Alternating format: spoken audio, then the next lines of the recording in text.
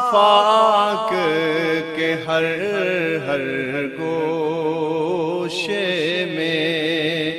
لیکن میرے بھائی ایک تو یہ سزا یہ ہوتی ہے کہ انسان جب گناہ کرنے لگتا ہے تو اللہ نعمتوں کے دروازے کھولتا ہے، مہلت دیتا ہے۔ 500 سال تک فرعون کو مہلت دی۔ کتنے؟ یہاں جو 5 سال حکومت کر لیتا ہے وہ کہتا ہے سب سے قابل میں ہی ہوں، مجھے مہلت جو ملی ہوئی ہے۔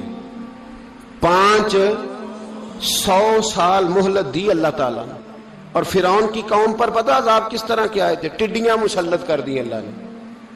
یہ گھومتی نہیں چھوٹی سی، ہم اپنی زبان میں اس کو کچھ لوگ مختلف ناموں سے یاد کرتے ہیں، کوئی مکڑی کہتا ہے، کوئی کچھ کہتا ہے۔ مسلط کر دی، جاتی نہیں۔ ان پر بنی اسرائیل کے ان مقابل جو فرعون کی قوم تھی، ان پر الزام اس طرح کا عذاب آیا کہ مینڈک مسلط کر دی اللہ تعالیٰ۔ برتن کھولتے تھے اندر مینڈک نکلتا تھا، دنیا کی ہر دوائی استعمال کرتے تھے لیکن مینڈک نکل آتا تھا۔ تھوڑا سا سمجھا کریں چیزوں کو، ہمارے رنگ نہیں زیادہ گورے کہ ہم پر عذاب نہیں آتا۔ کوئی بہت زیادہ اللہ تعالیٰ معاف فرمائے دولت نہیں جمع کرا بیٹھے شاہی خزانے میں کہ ہم سے پوچھا نہیں جائے گا۔ یہ مہلت ہے، مہلت کو مہلت سمجھو۔ پھر جب پکڑ آتی ہے نا اللہ کریم کی، میں نے دیکھا ہے کروڑوں روپیہ، 6 اولادیں۔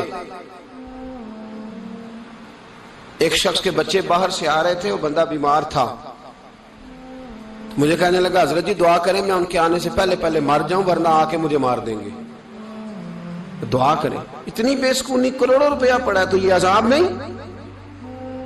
کوئی ضروری ہے کہ پتھر ہی برسیں گے تو سمجھ آئے گی؟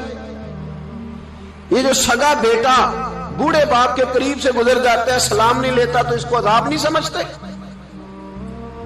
یہ جو امت کی بیٹیاں، امت کی بچیاں، ہماری بچیاں ایک سال کے اندر 75 76 ہزار بچی ایک ڈویژن سے بھاگ کے شادی کر رہی ہے، اور ایک صوبے سے، تو اس کو آپ اللہ کا عذاب نہیں سمجھتے؟ یہ معمولی بات ہے؟ نہیں ہمارے رنگ ہو رہے، ہم بڑے سمارٹ ہیں۔ 1500 سال مہلت دی نوح علیہ السلام کی قوم کو۔ کتنے سال؟ بول کے بتائیے، بول کے دوبارہ بولیے۔ 1500 سال۔ کوئی آدمی اپنی سمارٹنس پہ خوش نہ ہو جائے کہ 20 سال ہو گئے میں تو نافرمانی بھی کر رہا ہوں، روٹی بھی پک رہی ہے، میں تو حرام بھی کھا رہا ہوں، پھر بھی سب ٹھیک ہے۔ 1500 سال مہلت دی۔ پھر حضرت نوح کہنے لگے اللہ میں نے تو بڑا سمجھایا، نہیں باز آتے۔ تو رب کریم نے فرمایا کشتی بناؤ۔ اللہ کے پیغمبر کشتی بنانے لگے تو قوم مذاق اڑانے لگ گئی۔ اب کیا کرنے لگے ہو؟ اب کشتی بنانے لگے ہو، خیر تو ہے، قوم مذاق اڑا رہی ہے۔ حضرت نوح علیہ السلام کا آپ نے کشتی بنائی، پانی کہاں سے نکلا؟ نہ بارشیں ہوئی نہ سیلاب آئے، ایک تندور تھا اس کے اندر سے پانی نکلنا شروع ہو گیا۔ کبھی تندور سے بھی پانی نکلا ہے، پر جب نکالنے والا چاہتا ہے تو وہاں سے بھی ایک تندور سے پانی نکلا۔ اتنا نکلا، اتنا نکلا، اتنا نکلا کہ قوم ساری ڈوب گئی۔ قرآن مجید کے صفحات شہادت دیں گے کہ حضرت نوح کی قوم کا بچہ بہ گیا، بچے صرف وہ تھے جو حضرت نوح کے ساتھ ہو گئے، تباہ ہو گئی۔ اللہ بے نیاز ہے، بے نیاز۔ 1500 سال مہلت ملے اور تو پھر بھی کہے رب بڑا کریم ہے معاف کر دے گا۔ 1500 سال تجھے گنجائش دے اور تو کہے کوئی نہیں، بات معافی ملنی چاہیے ابھی بھی۔ میرے بھائی حضرت صالح علیہ السلام کی قوم، حضرت صالح نے تبلیغ شروع کی تو کہنے لگے پہلے معجزہ دکھاؤ۔ جی آج تو نہیں لوگ معجزے مانگتے، آج بھی لوگ کرامتے اور معجزے، اللہ معاف کرے، جو چیزیں معجزہ تو ہو نہیں نہ سکتا، لیکن آج بھی لوگ، آپ یقین کریں، کہتے ہیں یہ بڑی نمازیں پڑھتا ہے تو پھر بخشا کیوں نہیں گیا، پھر کیوں نہیں منو سلوا کیوں نہیں اترا اس پر، پھر میں بھی اسی طرح ہی ہوں، کیا اس کے اندر خوبی آ گئی؟ مولوی بھی ویسے ہی ہے، صوفی بھی ویسے ہی ہے، لوگ مانگ نہیں رہے، لوگ دلیلیں مانگ نہیں رہے، ابھی بھی لوگ بحث نہیں کرتے، کیا فرق آ گیا جی؟ ویسے ہی ہیں سارے۔ اللہ تعالیٰ سے ڈرنا چاہیے، ہمیں سامنے والے کی طرف دیکھ کر صحیح ہونے کا حکم نہیں ہے، ہمیں اپنی اصلاح کا حکم ہے، اپنی طرف دیکھ کے اپنے آپ کو ٹھیک کرنے کا۔ الزام لگا کے گزر جانا اس کا کوئی مطلب سنو اور یاد رکھو. حضرت صالح علیہ السلام سے کہنے لگے پہلے معجزہ دکھائیں. تو حضرت صالح علیہ السلام نے فرمایا اونٹ کہاں سے پیدا ہوتے ہیں؟ کہا اونٹنی کے بطن سے.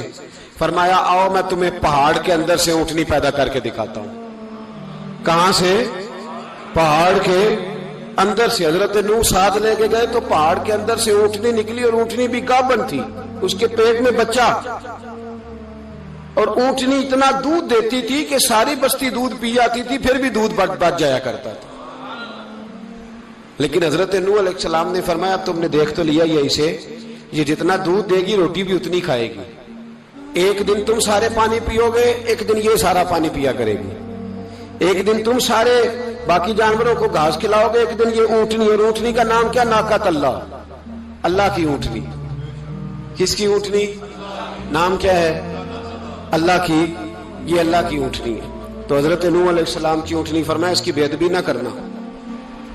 باز نہیں آئے لوگ, باز نہیں آئے. کہنے لگا جی دودھ دینا تو ٹھیک ہے, پر یہ جو سارا پانی پی جاتی ہے نا یہ صحیح نہیں. یہ جو ساری گھاس کھا جاتی ہے یہ نہیں ٹھیک. دودھ دینا تو ٹھیک ہے پر یہ نہیں صحیح.